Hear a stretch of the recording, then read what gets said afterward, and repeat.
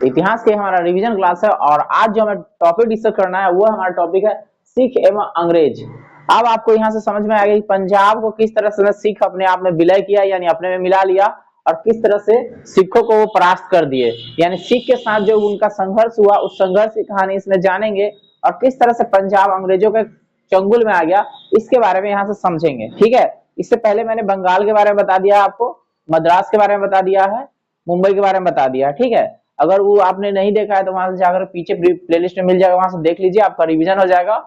और इसको देखिए ताकि आपको ठीक से समझ में आएगा। ये आधुनिक भारत का टॉपिक चल रहा है। ठीक है, यहाँ से बहुत सारे एग्जाम में प्रश्न आपको देखने को मिलते हैं। तो चलिए हम चालू करते हैं और बताते हैं यहाँ से क्या प्रश्न आपको आने वाला है। तो देखिए, सिख संप्रदाय के संस्थापक गुरु नानक है, सभी जानता है, तो आप भी जानते हैं, नहीं जानते तो रिवीजन कर लीजिए। सिख धर्म के संस्थापक कौन है? गुरु नानक। परीक्षा में क्वेश्चन आता है, ध्यान में रखिए, यानी पूछेगा कि सिख धर्म के प्रथम गुरु कौन है, तो गुरु नानक। ठीक है, याद रहेगा ना, सिख धर्म के संस्थापक कौन है? गुरु नानक। ठीक है, पता है गुरु नानक के अनुयायी यानी कि जो उनके अनुयायी थे, उनके शिष्य थे, वो सिख कहलाए। ठीक है, ठीक है। जब यहाँ पे बाबर था यानी मुगल साम्राज्य के संस्थापक बाबर, समझ में आ रहा है ना, और उसी का लड़का हुआ हुमायूं। ठीक है, तो जब भारत में बाबर और हुमायूं राज करा था उस समय ना सिख धर्म के संस्थापक गुरु नानक जी यहाँ पे थे, समझ गए।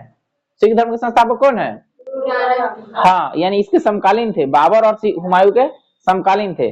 अब बात करते हैं इनको ज्ञान की प्राप्ति कब हुआ। 1496 ना कार्तिक पूर्णिमा, जिसे कार्तिक होता है ना, आप लोग मनाते हैं ना कार्तिक में छठ पूजा, बिहार का सबसे पवित्र छठ पूजा, सबसे महान मनाते हैं ना, तो उसी समय कार्तिक पूर्णिमा के नानक को ना आध्यात्मिक पुनर्जीवन यानी आभास हुआ उनको ज्ञान का। ठीक है, तो गुरु नानक को ज्ञान की उनको आभास हुआ 1496 में कार्तिक पूर्णिमा के दिन, समझ गए।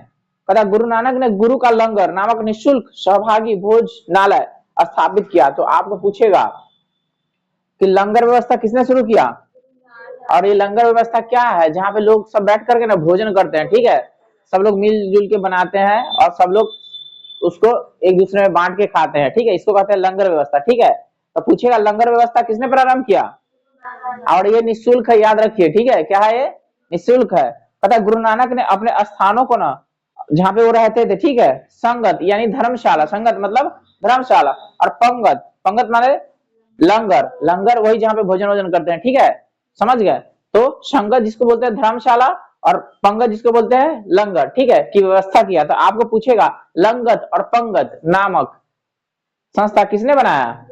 गुरु नानक ने। ठीक है, तो संगत का संबंध है धर्मशाला से, और लंगत का, हाँ, उसको पंगत बोलते हैं। ठीक है, ठीक है। संगत और पंगत ने गुरु नानक के अनुयायियों को एक साथ ना कार्य किया तथा मतलब लोगों को ना मिलाता था। जहां पे भोजन चलेगा सब लोग आके बैठ के खाएंगे तो मिलेंगे ना, तो वही कह रहा है यहाँ पे, संगत और पंगत ने गुरु नानक के अनुयायियों के लिए एक संस्था का कार्य किया जहां पे प्रतिदिन मिलते थे, यानी कि भोजन करने के लिए तो आए ना करेंगे, जहां भोजन करने के लिए आएंगे वहां पे मिलेंगे ना। हाँ, तो ये एक संस्था का काम कर रहा है, सब लोग आएंगे तो किसको क्या तकलीफ है बताएगा, आगे क्या करना है, कैसे योजना बनाना है, वहां पे सब लोग बात करेंगे। तो लोग मिलते हैं तभी ना बात करते हैं, उसकी परेशानी के बारे में, उसकी समस्या के बारे में, उसके समाधान के बारे में।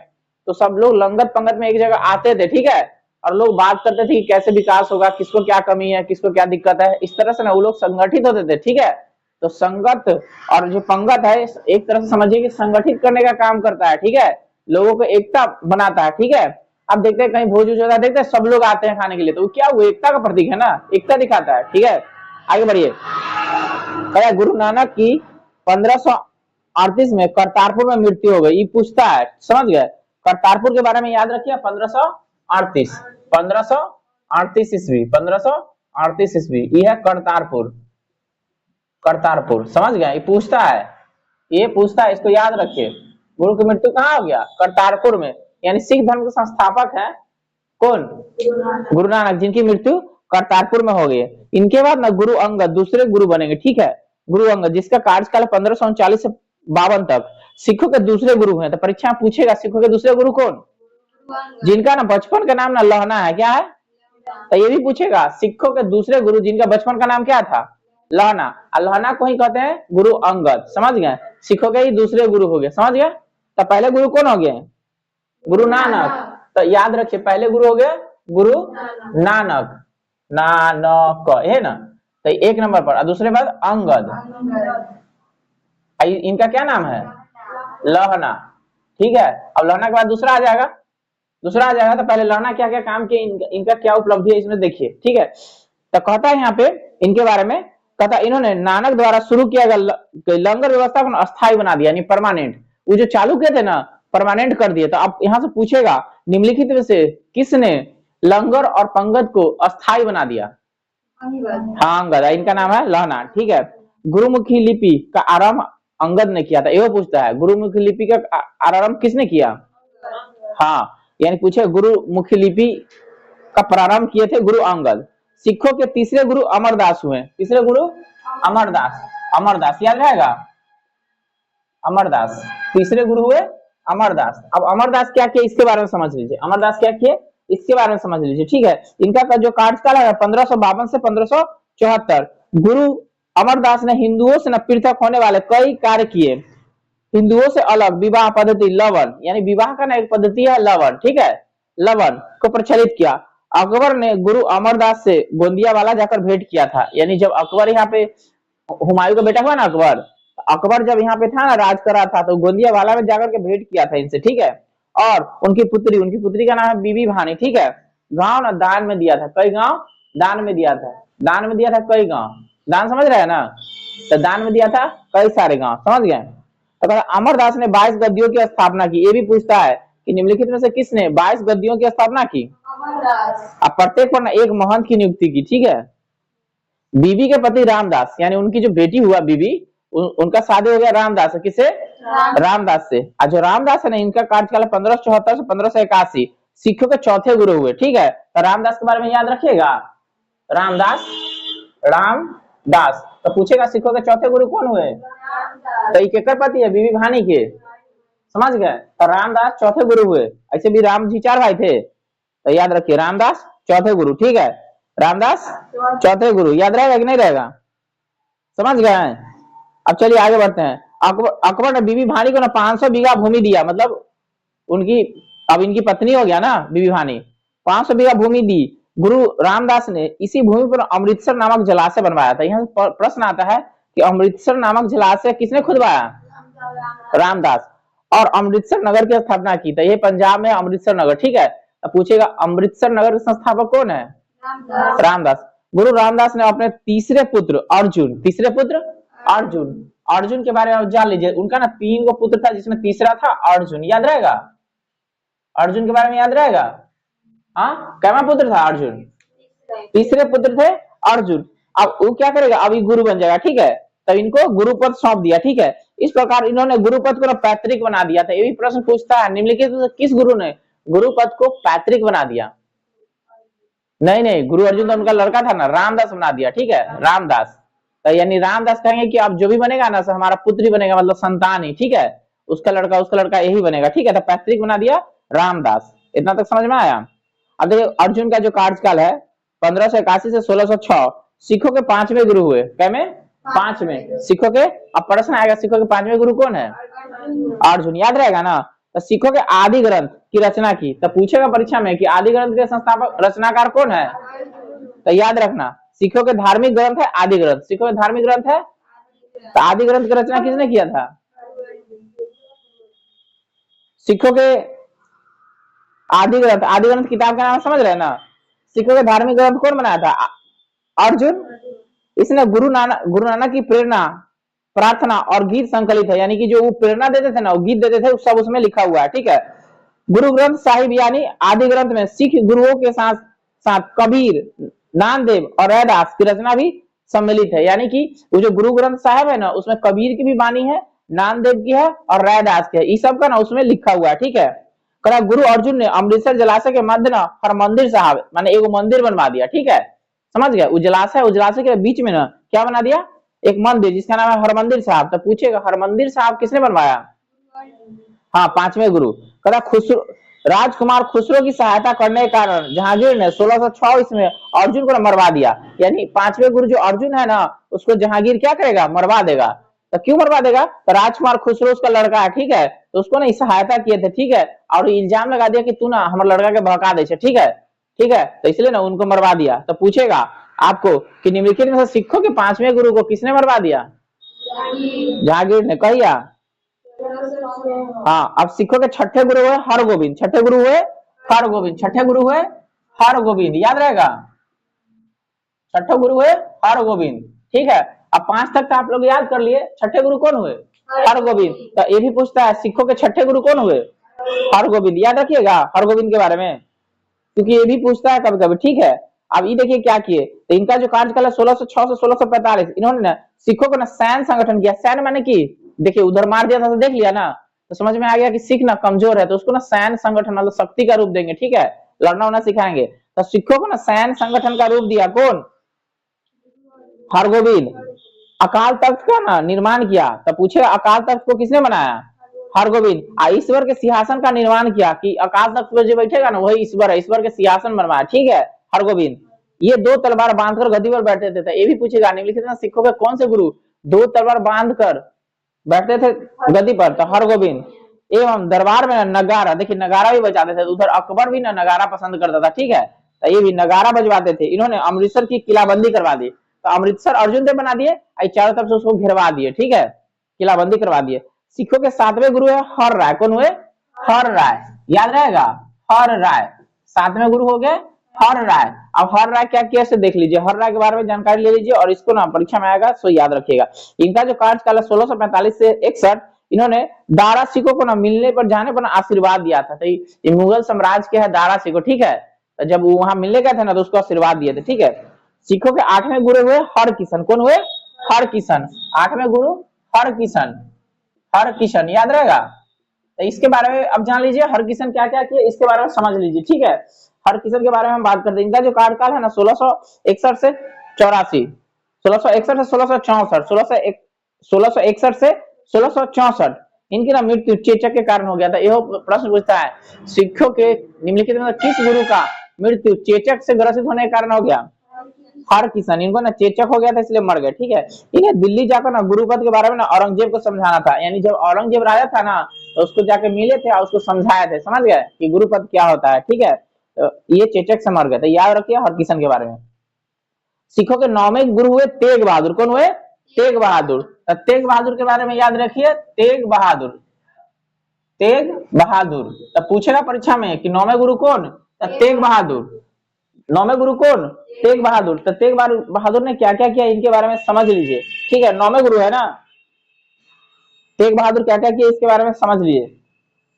कहता है इनका कार्यकाल 64 से 75, 1664 से 1675, इस्लाम स्वीकार नहीं करने के कारण औरंगजेब ने इनके ना वर्तमान शीशगंज में ना गुरुद्वारा के निकट मरवा दिया। तो देखिए 5वें गुरु को मरवा दिया, 9वें गुरु को मरवा दिया। तब 5वें गुरु को मरवा दिया जहांगीर, और 9वें गुरु को औरंगजेब। 9वें गुरु को तो तेग बहादुर को कौन मरवा दिया? तो परीक्षा में पूछेगा तेग बहादुर को किसने तेग बहा गलत लिख दिया ना, तेग बहादुर को कौन मरवा दिया? हाँ, तो पूछेगा निम्नलिखित में से 9वें गुरु को किसने मरवा दिया? औरंगजेब ने। ठीक है, तेग बहादुर किसने मरवा दिया? औरंगजेब ने। तो 5वें गुरु को जहांगीर, समझ गए। यानी कि ई ना सिखों के गुरु को ना बोला था इस्लाम स्वीकार करने के लिए, 9वें गुरु को नहीं स्वीकार किए थे ना, तो इसलिए मरवा दिया था। कहा? शीशगंज में। कहा? सिखों के 10वें और अंतिम गुरु है गुरु गोविंद सिंह, समझ गए, जिनका जन्म ना पटना में हुआ था। कहाँ हुआ था? हाँ, गुरु गोविंद सिंह। ठीक है, इनका जन्म 1666 में पटना में हुआ था। ठीक है, तो गुरु गोविंद सिंह ने अपने को सच्चा बादशाह कहा था। ये भी पूछेगा सच्चा बादशाह की उपाधि किसने लिया था? इन्होंने सिखों के ना लिए 5 कगार अनिवार्य कर दिया, अर्थात प्रत्येक सिख को ना केस, कंधा, कृपान, कक्ष और करा रखने के लिए अनुमति दी गई। सभी लोगों को ना अपने नाम के अंतिम ना सिंह शब्द जोड़ने के लिए कहा गया। तो ये गुरु गोविंद सिंह है जो 5 कगार लगाएंगे, क्या कहेंगे? सब जितना भी आदमी है ना नाम के पीछे लगाया सिंह। ठीक है, गुरु गोविंद सिंह का निवास स्थान आनंदपुर साहिब था, कार्यस्थल पावती। तो यह पूछता है कार्यस्थल कहाँ? पावती। हाँ, निवास स्थान आनंदपुर साहिब। गुरु गोविंद सिंह ने फारसी में जफरनामा लिखा। तो पूछेगा जफरनामा के लेखक कौन है? अब कौन भाषा में?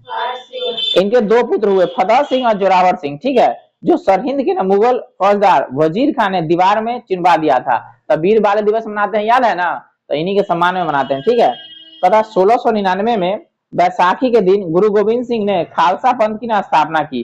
तब यहाँ से पूछेगा खालसा पंथ के संस्थापक कौन है, और पाहुल प्रणाली की शुरुआत की गुरु गोविंद सिंह ने। तो पूछेगा पाहुल प्रणाली का संस्थापक कौन है, खालसा पंथ के।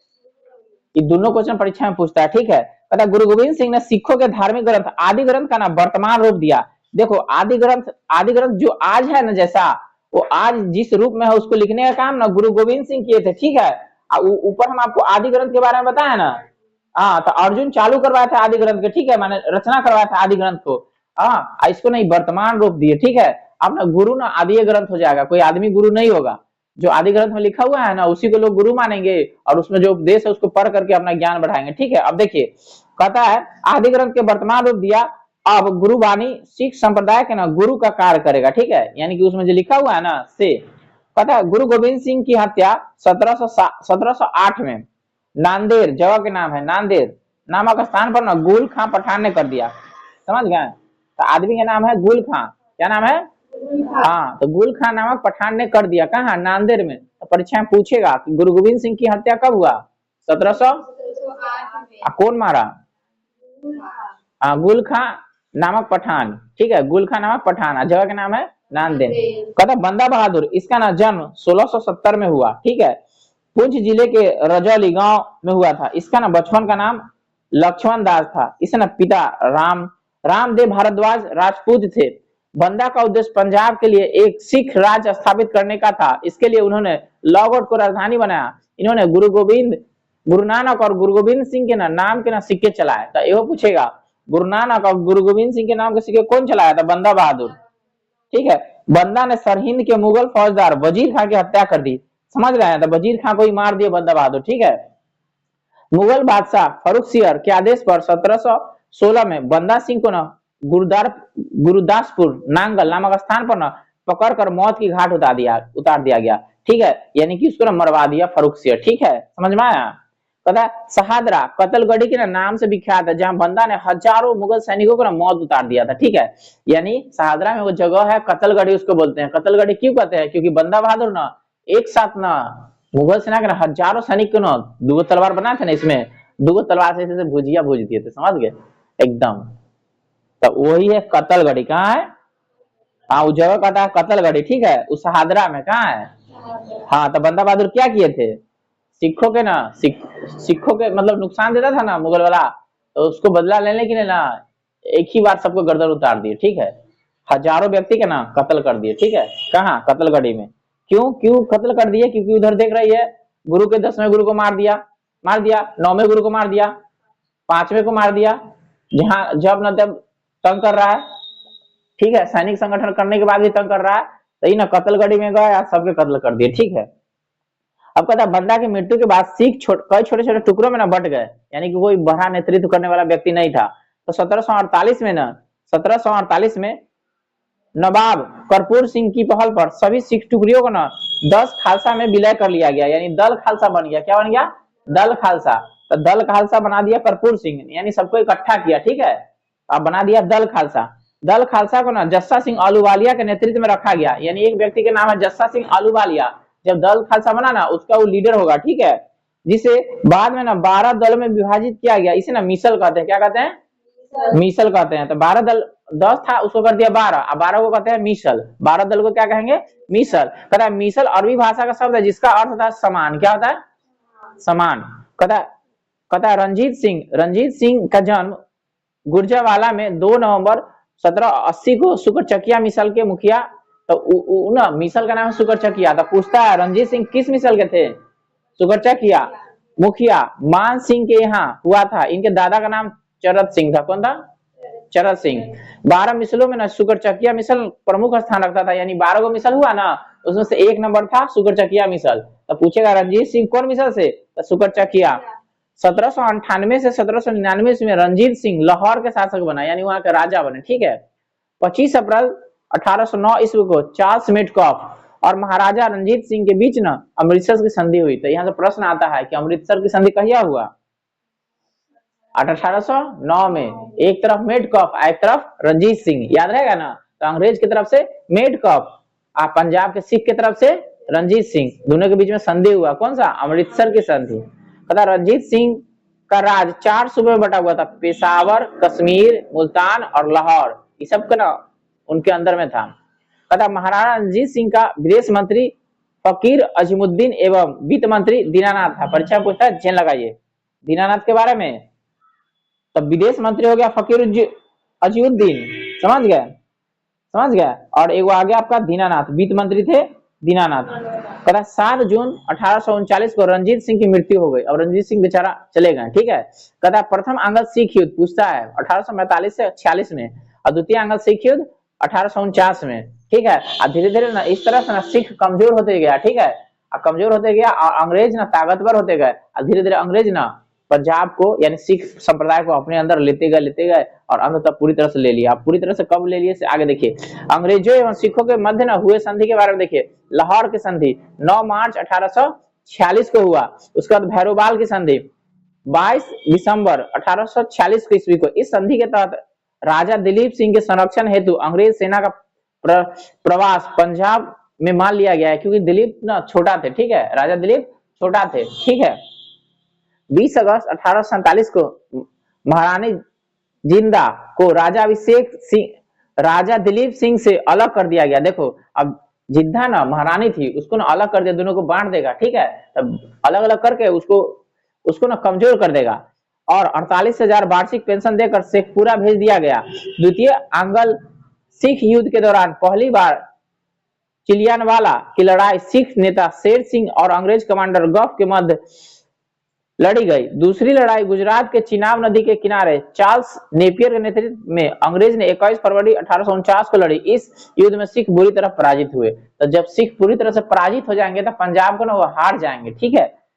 पता है लॉर्ड डलहौजी ने 29 मार्च 1849 को घोषणा द्वारा संपूर्ण पंजाब को ना विलय कर लिया था। यहाँ से प्रश्न आएगा कि संपूर्ण पंजाब को अंग्रेजी शासन में किसने शामिल किया? डलहौजी, यानी पूरे पंजाब को ना अपने राज्य में मिला लिया, घोषणा कर दिया डलहौजी, ठीक है। तो जानते हैं राज हड़प नीति के लिए जाना जाता है, पंजाब को नहीं हड़प लिया, ठीक है। तो फिर से सुनिए, लॉर्ड डलहौजी ने 29 मार्च 1849 को घोषणा द्वारा संपूर्ण पंजाब का विलय अंग्रेजी राज्य में कर लिया। महाराजा दिलीप सिंह को 50,000 पाउंड की वार्षिक पेंशन दे दी गई और उसे ना शिक्षा प्राप्त करने के लिए इंग्लैंड भेज दिया गया।